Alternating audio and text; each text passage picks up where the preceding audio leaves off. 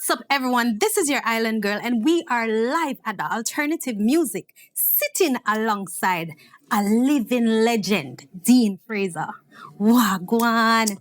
Everything, Christian. He's a busy man. You're just hard to catch. Hard to catch. No, sir, I don't think so, but busy. But Yes. I can understand. I can understand, most definitely. You are a saxophonist, a composer, an arranger, a producer, basically a man of many talents. How did it start? I think it started on an experimental basis, you know. I have always learned to listen from day one. And a famous engineer, you know, I like to call him one of the giants, the sleeping giants, Jeffrey Chung. You know, he always like asked me to accompany him to the studio when he's working on projects and all of that. And I don't know for what reason. I didn't know for what reason. Okay. But then I would just sit there and learn. And then came the great Willie Lindo, who introduced me to the real deal while he was doing the Maxi Priest album. And, Wow. you know, I was able to do a lot of vocal production and all of that. And everything basically started there, you know, Gussie Clark, Donovan Germain, Fatis Burrell. So all of this, you know, transformed into that. And then, you know, I was able to... Here you are now. Right. Awesome, awesome. All right, so growing up, who were some of the people that you looked up to and admired that influenced As your a career? musician? Yes. Well, first, my teacher, Babe O'Brien, was of great influence to me personally. A saxophonist also, and a very stern brethren, and someone who, you know, you could look up to, someone who was very opposed to you being late and all of that. And then, of course, that was like primary school. Then I got to high school where I was a member of the Sonny Bradshaw 7 band. And Sonny Bradshaw was a different level. It's a different level of everything. Your pay started out like at $5. Wow. And you had to work your way up. Yes. You understand me? And that was real discipline and that was like incentive for you to keep moving. To be hungry for more. Yes, exactly. So, you know, when you go through the Sonny Bradshaw College now, you really learn everything. We're talking about being professional, you know, and you know, being able to listen to music and being able to do a little reading and listen to compositions and arrangements. And, you know, I got involved in everything, big band business, right? Yes. And then now, while doing that with Sonny Bradshaw, with a little help of a lady called Melba Liston, a great jazz trombone player from out of the United States. She used to play with Ellington and Quincy and all those people. So she came to Jamaica and did a stint, you know, teaching the Jamaican musicians. That's actually where the whole Edna Mandy thing, that's where that came out of. Okay. And I was able to free myself up as a youngster. Even though I was learning, you know, she would say to me, you don't have to be rigid, you know, you try and free up yourself, you know, do a lot of what you hear. Right. So with Sonny, the band I'm playing with, and with her, you know, in the days, you know, going to different workshops with her and all of that, you know, it kind of molded me to be, you know, somebody who has the ear for a lot of things. You understand me? And then, you know, you have another man named Jackie Jackson now that allowed me to be one of the frontline persons in his band that was a resident band at the time it was a Sheraton Hotel.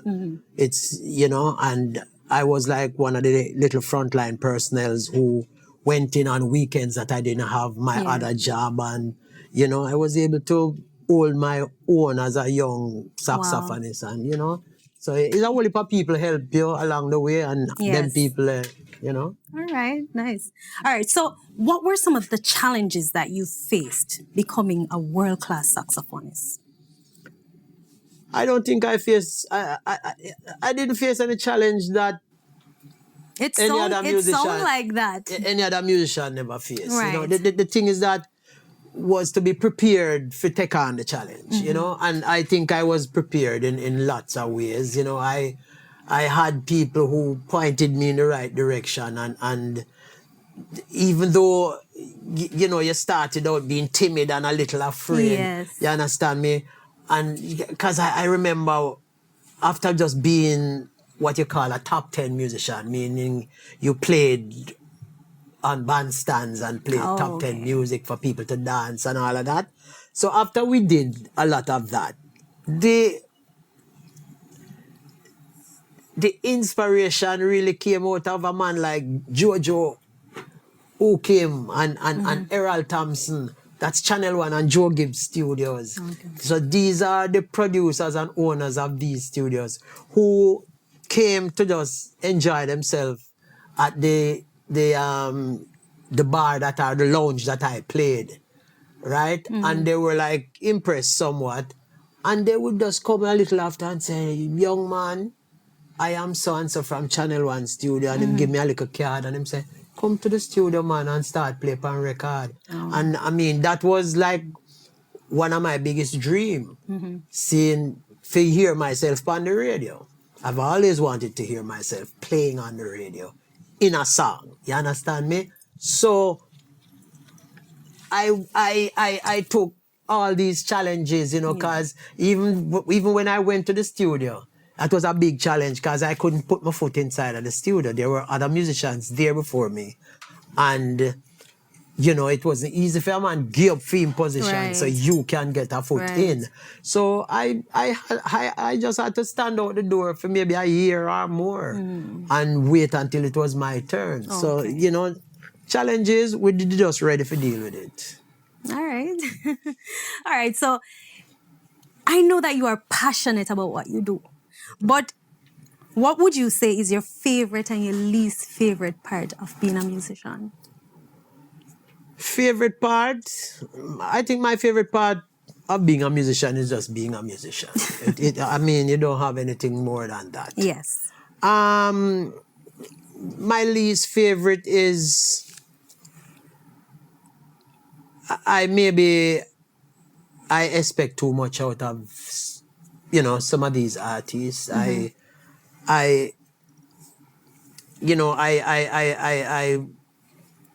watch a lot of so-called foreign artists. Yeah. And I watch them grow from strength to strength. So it's very rare that you see an American or a British or an Australian or a French or a Japanese artist come to the fore and then after a year or two him disappear. That's not It's not something that you see happen internationally. So I think that a lot of our acts or artists, the minute they put a foot through that door and start to, you know, being come exposed. on the scene, Yeah.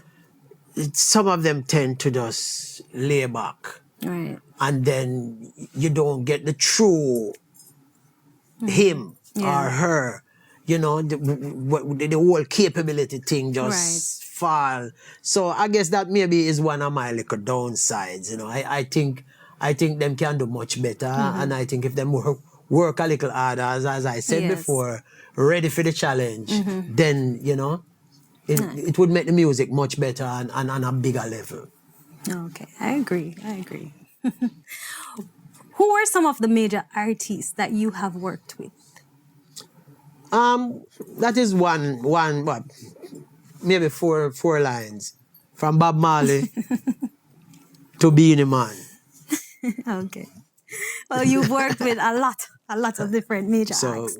me not try remember or disrespect nobody. Yes. Yes, I mean. All right. What I really want to know, though, what was that experience like being on the road with the Honorable Bob Marley and the Wailers?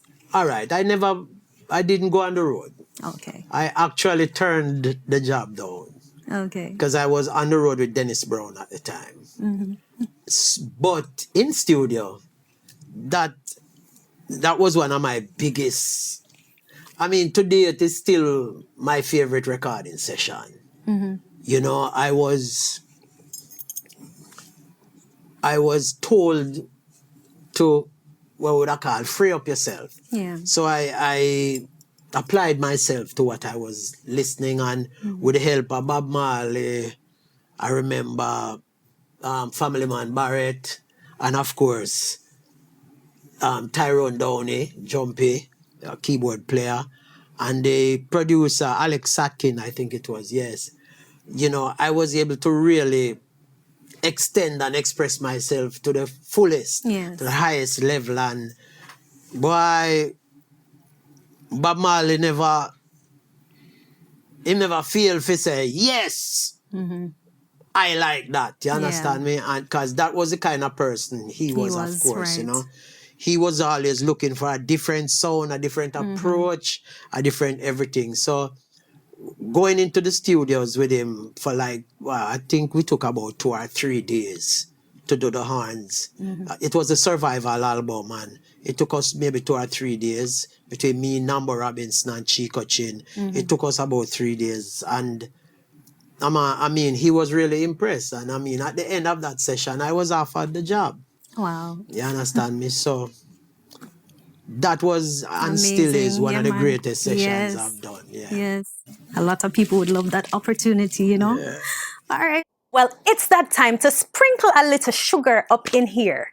Mr. Fraser, are you ready for us to do our first tribute to the Honorable Bob Marley and the Honorable Bunny Wailer? Always ready for the challenge. Remember. Awesome. Let's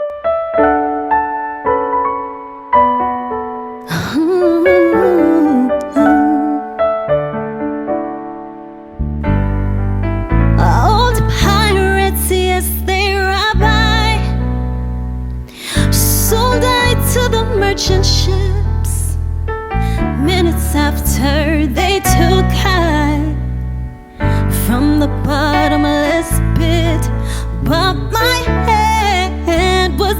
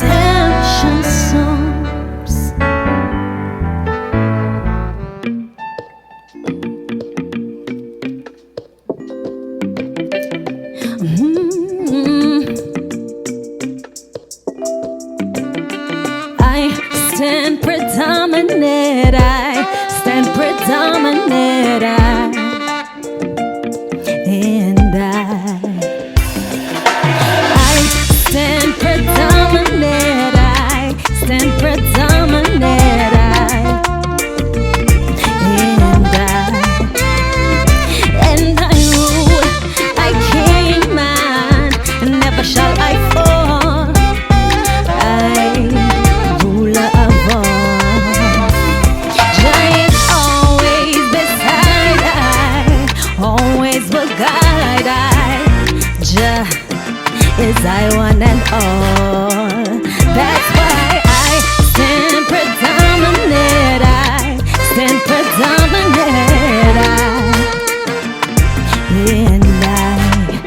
Again, I stand predominant. I stand predominant.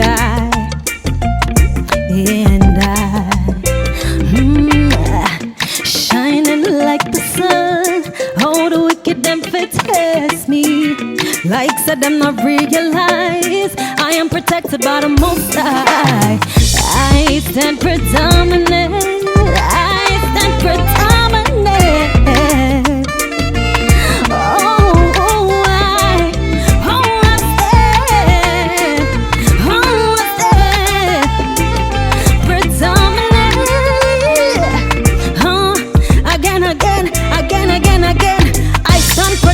Do you stand predominant? I stand predominant. Again. What am I say? I stand predominant. Do you stand predominant? I stand predominant. Predominant. Oh yeah. So, Mr. Fraser, I know that you are a man of many talents. Which one do you enjoy doing the most? I'm just curious. Maybe play domino when we're done.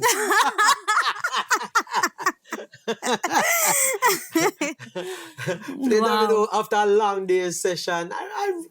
I like to do my voice production. I like to listen to people, listen how them sing, listen where them singing, listen them lyrical content, listen to how, put their lyrical lines into rhythm so that it sound agreeable to the ear and all of that. Yes. So I really enjoy doing that. I will sit down the whole day and do that. Okay. When did you started producing and how did you get into this aspect of the business? I start produce from day one.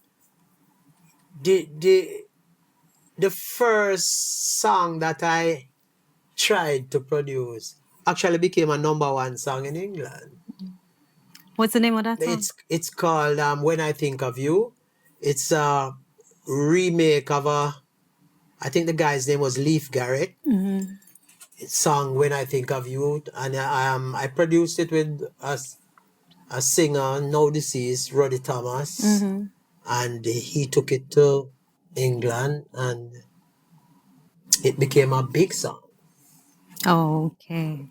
And that was day one. I mean, I actually didn't know what I was doing for sure. I just did what I saw people like Jeffrey, as I said, and Willie Linda. I just did what I saw them doing, using their ears, how the song must sound, how it must feel. Yeah. So I approach it from that level. And then I did what I like to do. I like to do voices. I like to take the voice and listen to it afterwards and say, well, yes, I like how this singer sounds. And so I just applied myself that way and that song became a big hit. And we are talking about 79. I was a little boy. I don't know what I was doing. Yeah. You know? Amazing. Was it difficult to go from like a musician to a producer or an arranger? Was it difficult? It not for me personally. And it might be for some people, because the amount of dance me directly have a ear and a feel of how songs are played and how Yes. songs must sound. So you're accustomed to So hearing, right? Exactly. And so you have people who depend on maybe if they listen a foreign version of Yeah. what he wants to do and Right. then him copy that. You understand me? But I understood how the bass come through the speaker and how the kick drum come through the speaker and how the Yeah. hands, the different, level of how the hands should sound and how the voices should sound and how the moods, the moods for you to cry and the moods for you to be happy. Yes. You know, the minor moods and the major moods. And Yes. so this you learn, because this is not taught in school, I think. Right. This you learn along the way. And you know, when you listen to people like Abyssinians and, you know, and people like Ijaman Levi, when you listen to people like those, you understand me? And when you listen to a Bob Marley singing Johnny Was, Yeah. you understand me? Yeah. And a Bunny Wailer singing I Stand Predominant, Yes. then you understand these different, you know, these different moods. And when you get to a man like Peter Tosh, or I talk about Buckingham Palace, where the man them did a run a little program the other day if you say which is the baddest weed tune. So when I said Buckingham Palace, everybody got silent because it is. Yeah.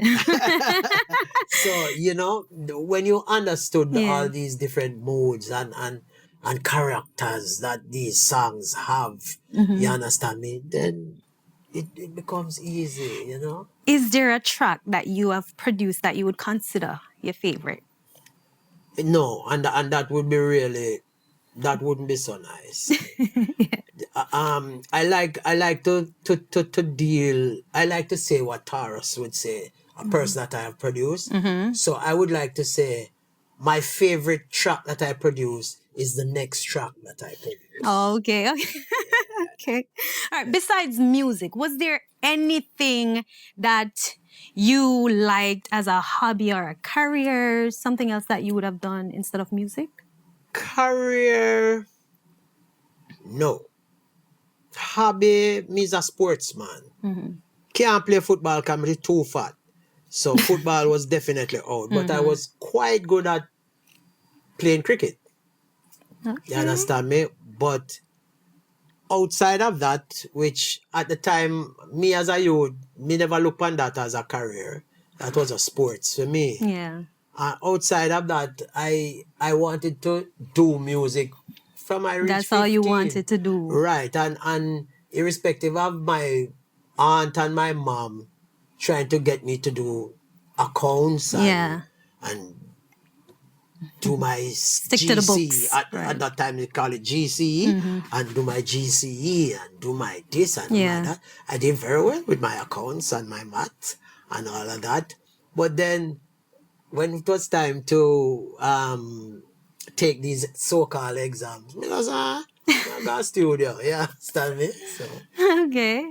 All right. Nice. All right. So now we're going to jump into our second tribute to the Honorable Peter Tosh. Sturdy and pass me a spliff now, please.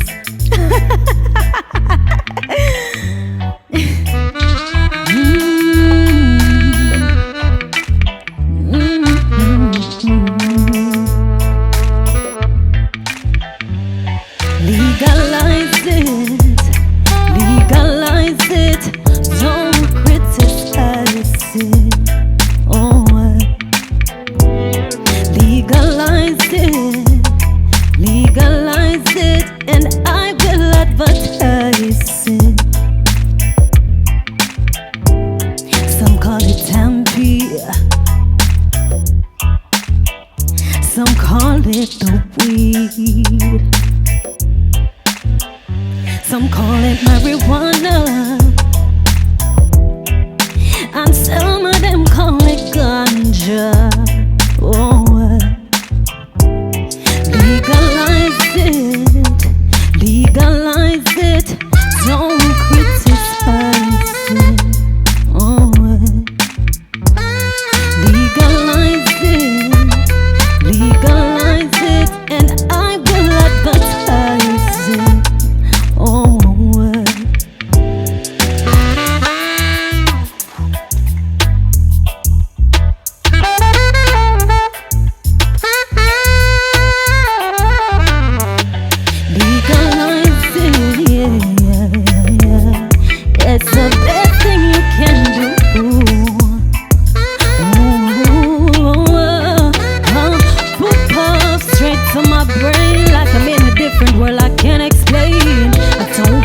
pressure. I don't feel no pain.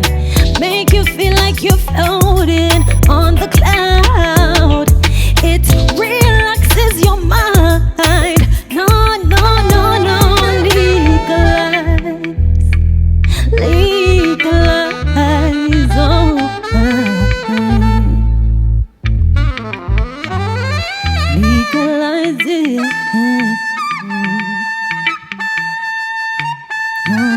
So, Mr. Fraser, having accomplished so much as a saxophonist, as a musician, is there anything that you feel like you need to do to take your career to a next level? In music, you know, well, for me, we have all these so-called levels. Yeah.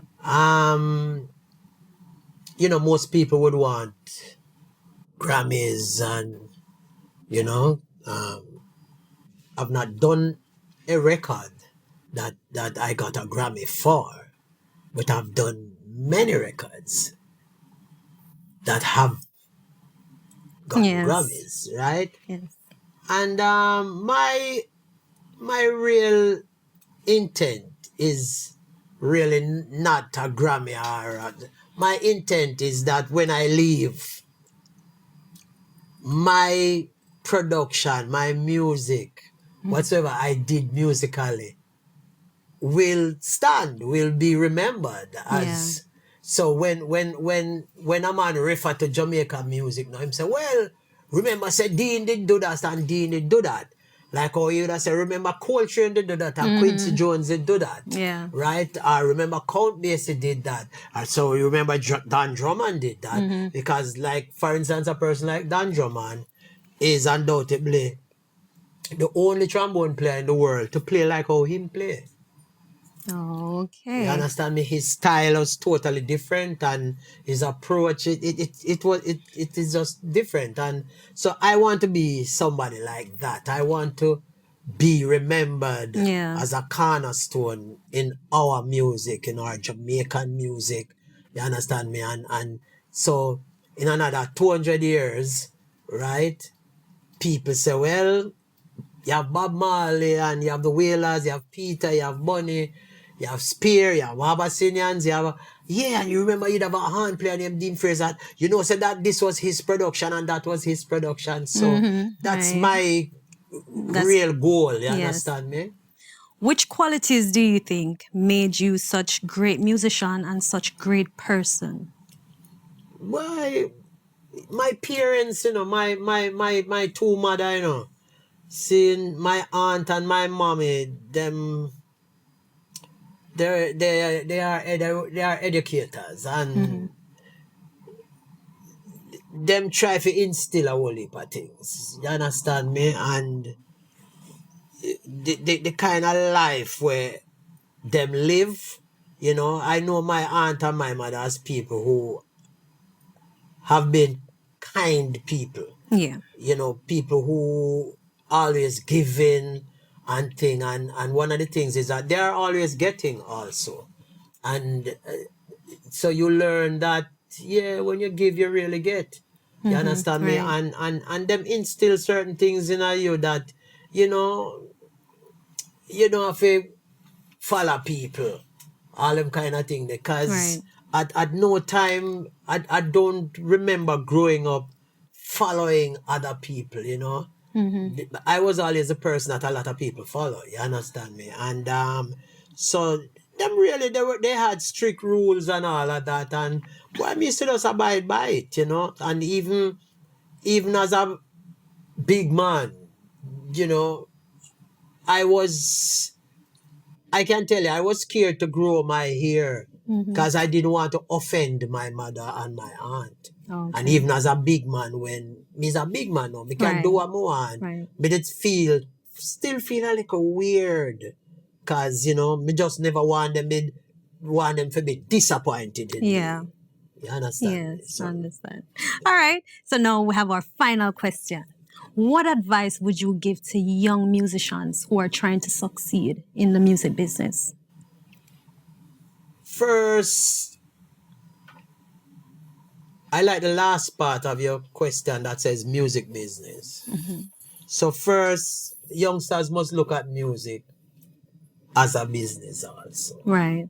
So you must approach music just like how you would get up and say, boy, I want to start a business, you know.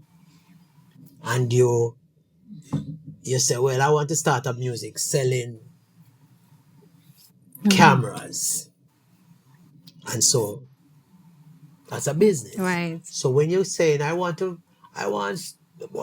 sing, you know. Yeah. It's a business. You have to treat it like a business, right? Business. Right. And that's how you must treat it. Right. And that's one. Two, you should know about your business. Right. And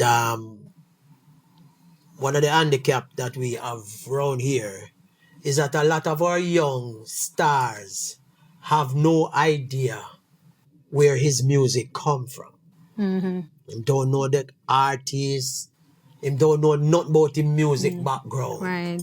Seeing, and it is not good. You know, I have also listened to the great North Americans, and I listen to the Europeans and things.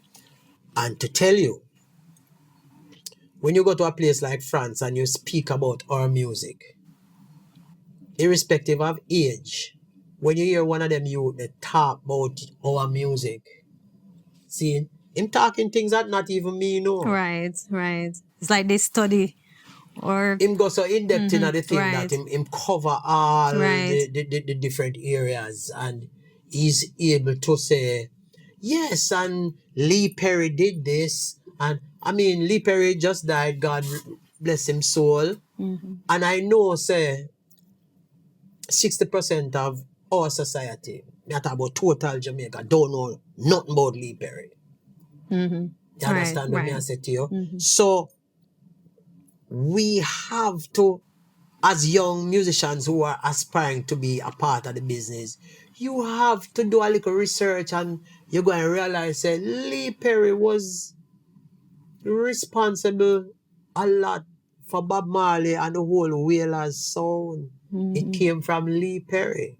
You understand me? Yeah. But I didn't know that. exactly. So these are the things that you have to take into consideration. So if you say, well, why I want to be a DJ, you can't be a DJ and not go listen Daddy Rai. Yeah. It just don't. Yeah. It no make no sense.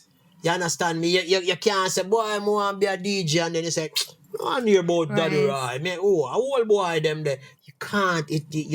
You know, you have this phrase, you have to know where you come from, to know where you're going. Man. So these are some of the things that I will tell every and any young aspiring musician, singer, DJ.